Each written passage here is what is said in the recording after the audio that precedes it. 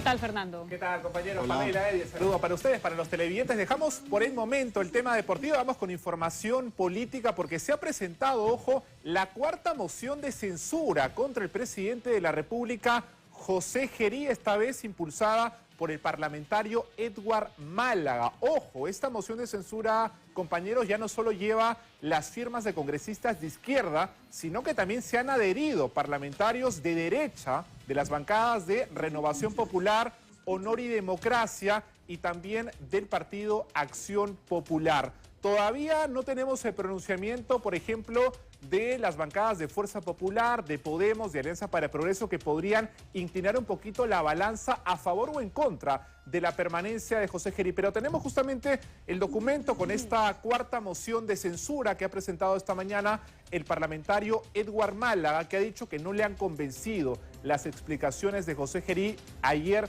en la Comisión de Fiscalización del Parlamento. ¿Qué va a ocurrir ahora, compañeros? Bueno, en realidad lo que va a pasar, si es que se consiguen las firmas para convocar un pleno extraordinario y que se vote finalmente estas mociones de censura, es que la mesa directiva podría juntarlas todas, porque van 4, o simplemente apostar por la que tiene mayor cantidad de firmas. Así que se presenten 4, 5, 6 o 7, realmente casi irrelevante, porque van a coger la que tiene o el mayor número de firmas o las van a juntar todas en una sola, porque tienen el mismo motivo, ¿verdad? Que el presidente habría faltado a la investidura al reunirse de manera no oficial con un empresario chino. Pero aquí también se ha generado, compañeros, en las últimas horas un debate, un análisis jurídico interesante. Sí. ¿Corresponde una moción de censura o de vacancia contra el presidente José Gerí? ¿Qué les parece si escuchamos lo que nos dijo esta mañana el constitucionalista Aníbal Quiroga al respecto? Adelante.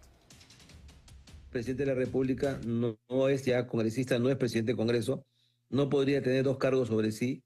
Y lo que correspondería sobre él es la vacancia, si es que el Congreso así lo acuerda, con los votos suficientes, que son 87, según se vea la curul del señor Bermejo, o 86. En todo caso, lo que habría que hacer es una moción de vacancia.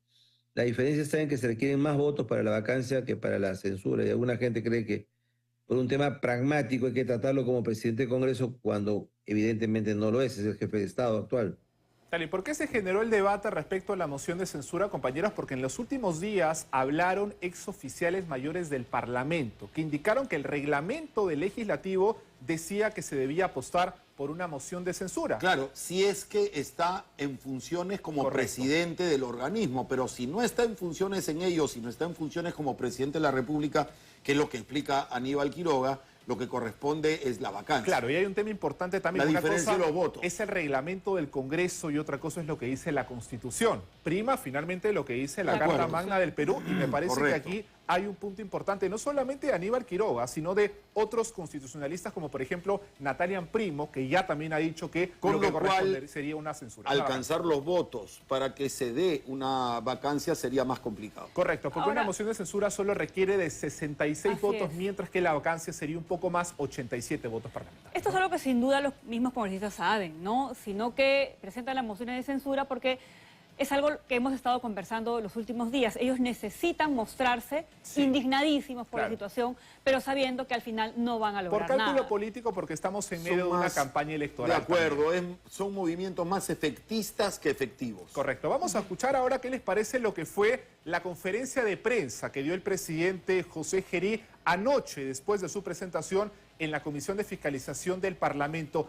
¿Con quién estaba conversando el presidente por celular, compañeros, en este segundo video que fue publicado el domingo? ¿No estaba pidiendo un taxi? No estaba pidiendo ni taxi, ni chifa, ni guantángue. Estaba conversando con alguna persona, tampoco. Del aire, del mar, del cielo. Lo que menciona el presidente Gerí es que estaba en ese momento hablando con su jefa de prensa, con la persona que le maneja la parte comunicacional en Palacio de Gobierno. Pero vamos a escucharlo mejor de la propia boca del presidente José Gerí en esta conferencia de prensa que brindó anoche en Palacio de Gobierno.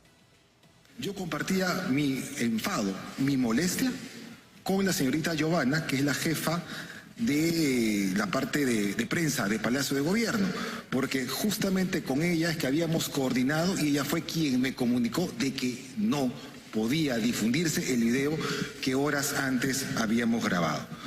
Y vale la precisión señalar que en el marco de mis coordinaciones Todos los días, a cada hora, coordino con diferentes autoridades. Pero sí quiero descartar categóricamente que esa llamada no tiene nada que ver con solicitar reaperturas o alguna resolución de cualquier naturaleza.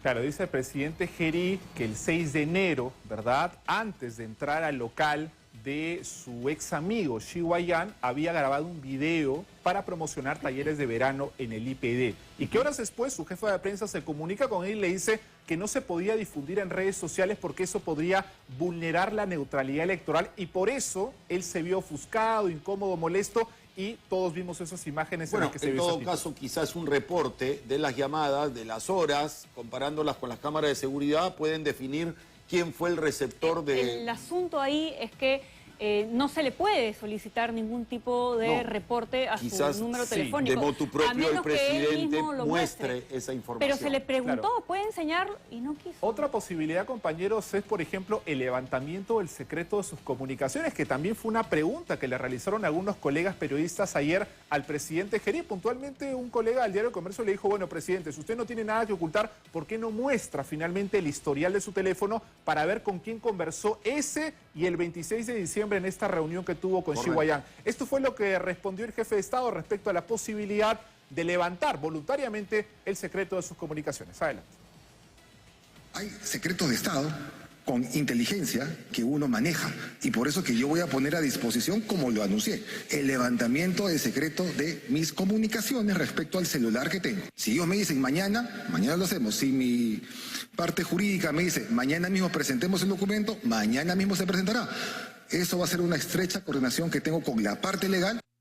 Ahora, aquí también hay un debate importante, compañeros, porque hay abogados penalistas como Andy Carrión, por ejemplo, que dicen que al presidente no se le puede levantar el secreto de las comunicaciones porque la Fiscalía no puede llegar hasta ese punto tratándose de un presidente en el ejercicio de sus funciones. Sin embargo, lo que sí podría hacer, dice el Ministerio Público, es pedir el levantamiento de las comunicaciones de su jefa de prensa, del empresario chino Xi Guoyan, del otro empresario que lo visitó 3 veces en Palacio de Gobierno, para tratar de que la historia que ha presentado José Gerí tenga de alguna manera validez con pruebas, claro, ¿verdad? sí hay coherencia entre lo que dice y lo que se ve en estos reportes. Ahora, ¿qué sucede si el presidente, como aparentemente dice, voluntariamente muestra esa información? Sí, va a tener que solicitarlo, Eddie, ante el fiscal de la Nación, Tomás Aladino Gálvez, que va a tener la responsabilidad de la coyuntura, el secreto de las comunicaciones. Porque efectivamente, tratándose de un jefe de Estado, hay información y hay secretos de Estado que no tienen por qué revelarse. Correcto, eso podría ser un punto también interesante, ¿verdad? Bueno, también se le preguntó en esta conferencia de prensa por qué el presidente Gerí finalmente no muestra las boletas de pago de lo que supuestamente fue a comprar aquel 6 de enero a este local Market Capón en el centro de Lima. Vamos a escuchar la respuesta, ¿qué les parece del jefe de Estado? Y luego analizamos un poquito esta situación. Cuando voy justamente al Market con la finalidad de comprar, ahí demostré mi plena voluntad de pagar mis cosas. Como en otros escenarios y en otros videos que circulan por redes sociales, se ve que el presidente que tienen al frente va a caja a pagar sus cosas. En ese momento, por el motivo que fuese, cuando yo indiqué cuánto es la cuenta, dijeron, no, es una cortesía. Y lo que hice fue, obviamente, seguir en la jornada que tenía planificada. Bueno, dice el presidente que él tuvo la intención de pagar, pero que no quisieron y lo obsequiaron finalmente. Escúchame, eso sí puede ser delicado, porque el presidente no puede recibir regalos así nomás, ¿no? Correcto. Y menos de alguien que es proveedor del Estado. Ese es el punto importante, compañeros. Digamos, todavía tenemos, a ver, dejándolo bien en claro, indicios, sospechas, un comportamiento opaco, si quieren llamarlo así, del presidente de la República en estas visitas no oficiales. Todavía no tenemos un delito probado como tal. No hay un elemento de algún acto irregular que haya cometido José Gerí hasta el momento, hasta hoy, hasta este día, digamos. Pero lo que sí es cuestionable es que, como dice Pamela, el presidente no se fije en esos detalles, ¿verdad? ¿Quién le obsequia estos cuadros, estos caramelos, tratándose de un proveedor del Estado? Habría que saber también el valor que podrían tener. Porque ya hemos sabido, por ejemplo, de otros presidentes que iban a restaurantes y no pagaban la cuenta nunca. Correcto. Y que era una costumbre, un hábito que sucedía pues de manera recurrente. Y justamente eso es lo que se le exige ahora a los jefes de Estado, total transparencia y apertura por lo que hemos vivido en el país durante los últimos tiempos.